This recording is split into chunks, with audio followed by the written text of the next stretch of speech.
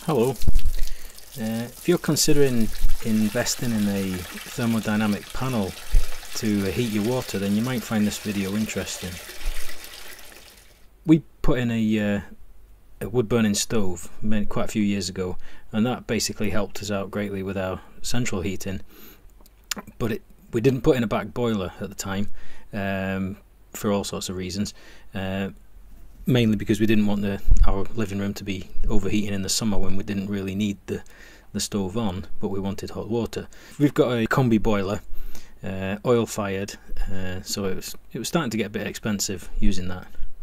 But the stove allowed us to basically not use our central heating that much, keeping doors open through the house, allowed the heat from the stove just to keep the chill off the house, and we only needed a little top up of heating from the central heating once in a while. So a new technology kind of appeared, and we were quite interested in this, and that's the thermodynamic panel, which links very easily with a combi boiler hot water central heating system. This diagram shows the basic setup of what we've put in our house. It's a single panel, compressor, pressurized cylinder, which is 200 litres, but only about 160, 170 litres of that is usable hot water. The very bottom part of the tank is cold water as it feeds in. Okay, and then the basically, because it's at mains pressure, it just feeds in to your hot water system, so you can link in pretty much anywhere you can find a hot water pipe, which was really a big advantage for us, because where our boiler is at the moment was a long way away from the front of the house, which would have been pretty tricky. This shows the outside of our house, looking at the south side and the east end of the house, the east gable. Okay, so the thermodynamic panel is here shown in red, in pink, and just beyond that you can see our solar panels, and we put those solar panels in a couple of years ago to basically get some of that FIT payment money and take the edge off our electrical use. The main kit is sitting in the loft space, so you can see here the cylinder. You have to have a hatch big enough to get this cylinder through. Ours was pretty generous, so we were okay. The compressor unit that sits on the side of it, that adds on later on, so it's only the size of the cylinder that you need to have for the hatch. The grey unit that you can see on the right hand side there, that's the controls for the solar panels, so just ignore that. The blue vessel in the background on the left though, that is the expansion tank that goes with the new cylinder, and above that we have the valves for disabling the hot water if you need to. But simply turning off your stopcock, because it's all a pressurized system anyway, just turning off your stopcock stops your hot water as well. Okay, this is the panel that you have on the compressor unit, and basically you just leave it alone, it'll do its own thing. You can see the word comp above there. That means that the compressor at the moment was running and trying to bring the water up to temperature. Okay, you see there's got 3 bars there next to a small thermometer icon. Once it gets to 4 bars, that's the water reached its 52 degrees temperature. Ours is set at 52 degrees.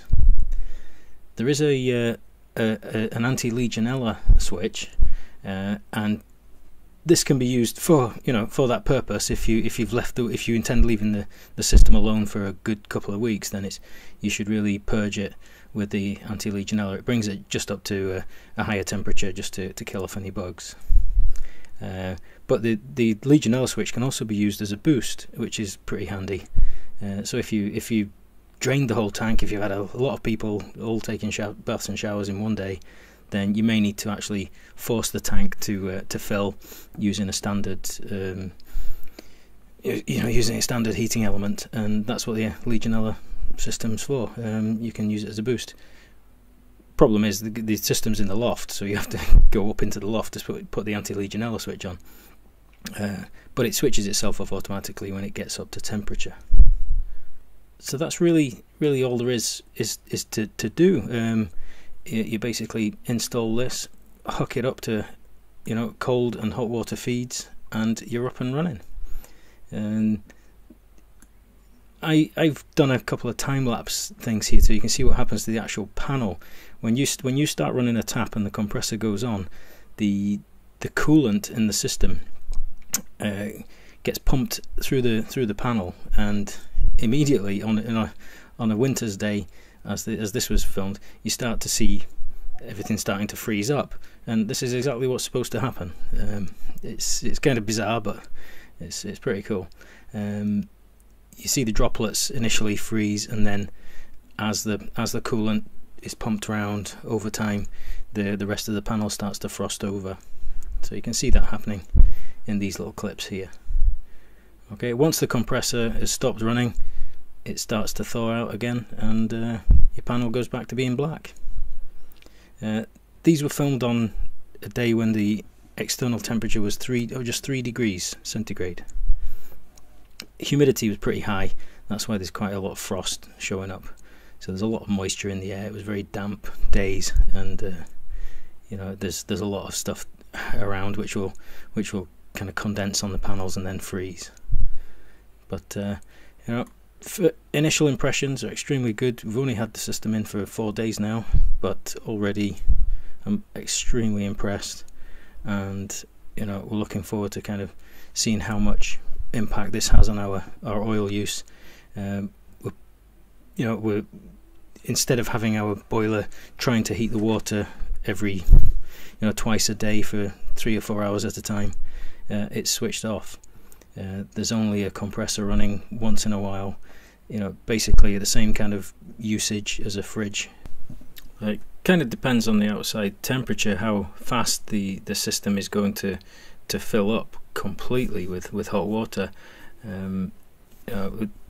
I think they're kind of quoted times of between 3 and 4 hours, but on a very cold day it could take longer. But it all depends if you've completely drained it or not. The hot water rises to the top, so there's always something there to use. Just the other day I thought, right, I'm just trying to see if I can drain this, see what happens. I washed the pots with hot water, rinsed them with hot water. I left the tap on for 20 minutes running. I then gave up on that and went and filled a bath as well, and there was still plenty of hot water after that. Absolutely plenty. You'd be amazed, compared to this pain in the backside of getting hot water from a oil-fired combi boiler. This is an absolute godsend. Lots and lots of messing around with showers and things to get good hot water flow with a combi, and we just didn't want to throw any money at that system again. We thought, let's try something else, and we're very glad we did.